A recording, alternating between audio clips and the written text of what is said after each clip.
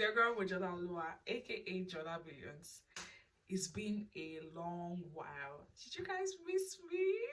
If you're a new subscriber, my name is Mujola, and if you're a returning subscriber, I've missed you guys so much. Today's video is a relocation vlog. I relocated from Lagos, Nigeria to the UK.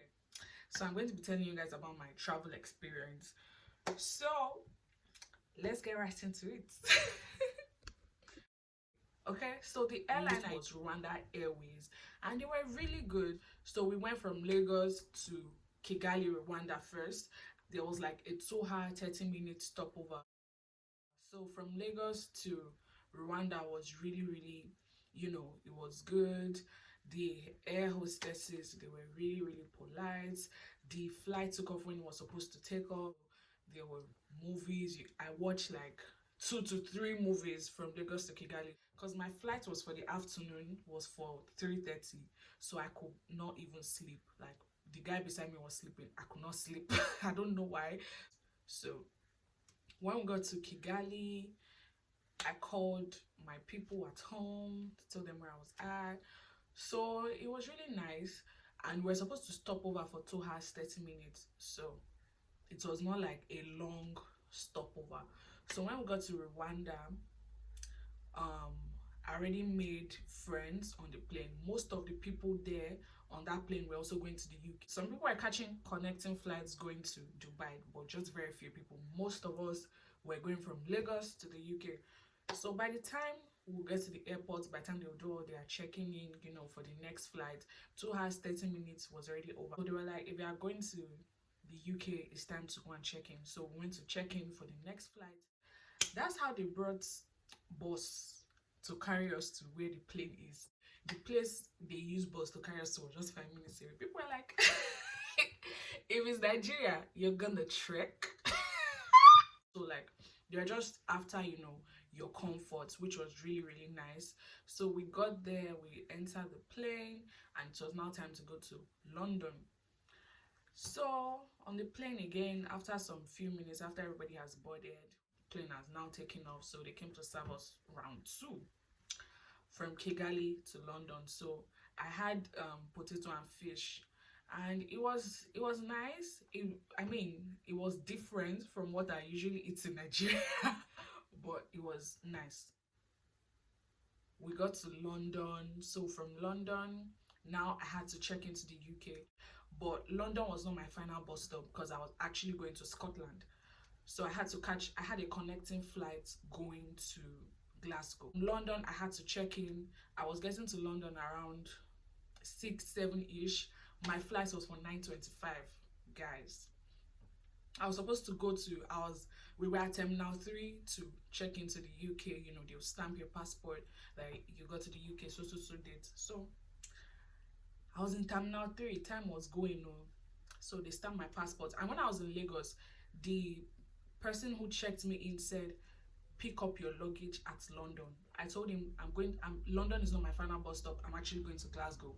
Baba was like, pick up your luggage at London. So I was trying to explain to them my flight was from 9:25. Guys, Heathrow Airport is big. You guys, I was supposed to go to Terminal 5 to catch my next flight, though we had already stopped at Terminal 3 to check in, and then you go and claim your luggage. The flight from Rwanda was so packed. There were a lot of people going to the UK, so like people were still waiting for their luggage, and then time was going. I'm like, how am I going to carry my bags? I used Rwanda Airways from Lagos to Kigali, Kigali to London, but they don't go to Glasgow. So I had to take another connecting flight with British Airways. I had gone to meet someone at the British Airways stand to tell them about my predicament. So they asked about my luggage. There's this thing they give you for your luggage. There's this stamp they give you to identify your luggage. So he asked me to show it to him. I gave it to him, and he was like, I should wait a little bit longer, that my flight was being delayed by an hour. I should wait a bit longer, but if I don't see my luggage by then, I should just go and catch my flight. So I waited and waited and waited. I did not see my luggage, guys. So it had not yet come. not that it was not going to come. I had to run to take a train. Imagine, within the airport, you're taking train. I had to run to take a train that would get me to Terminal 5.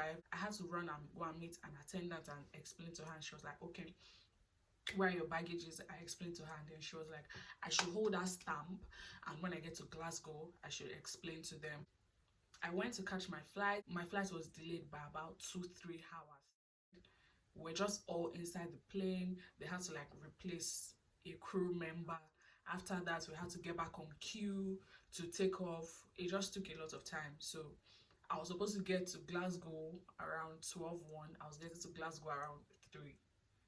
So I got to Glasgow with only my hand luggage, my 23 kg baggage. I had two 23 kg baggages and one 10 kg hand luggage. So I only came to Glasgow with my hand luggage. No clothes, nothing. Immediately I got to Glasgow, I went straight to the office that was there. I explained to them, oh, my baggages did not come. Then he gave me a form to fill. I wrote down my details, the description of the box, the tracking number for the box, and that was it. There was this website that was on the paper to track the progress of my luggages.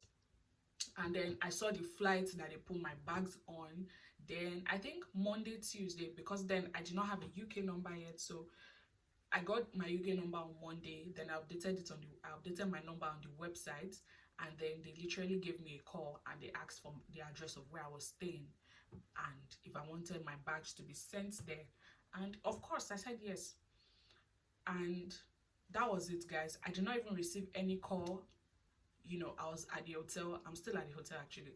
So the hotel just came and was like, do you know who's the owner of these bags? That was like Wednesday night or Thursday night. Do you know who the owner of it? And I was like, yes, I think they're my bags. And I just went to pick it up. Like, I was even expecting a call. It was in Nigeria. They'll be calling you, madam, you there house?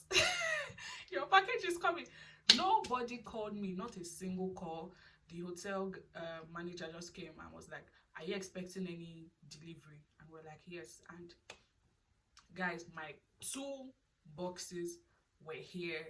I checked inside, like nothing was moved, nothing was touched, everything was intact. You guys, I'm actually thinking of maybe when next I travel, I'll intentionally leave my things at the airport so that they can just be delivered to me, because like it made my traveling so easy, apart from the fact that, you know, I could not use my stuff for like the first few days, but like, you know, I was actually really impressed, because I don't think something like that will happen in Nigeria, for your bags to be delivered to your home free of charge, no payment. That was my experience in a nutshell. You know, it was nice, apart from the fact that my flight was delayed, but like there was a good explanation for that, and we thank God for journey messes. So your girl is in the UK. I'm not in England. I'm actually in Scotland, and I've been here a week and I'm loving the experience. The cold is really something else, but aside from that, it's all right. It's okay. So let me know what you guys would like to know in the next video. If there's any information you would like to know about my travel, or anything you guys want me to talk about. Okay, all right. So it was nice chatting with you guys, and I'll see you guys in my next video. Bye guys, love you. Please do not forget to like, comment, and subscribe.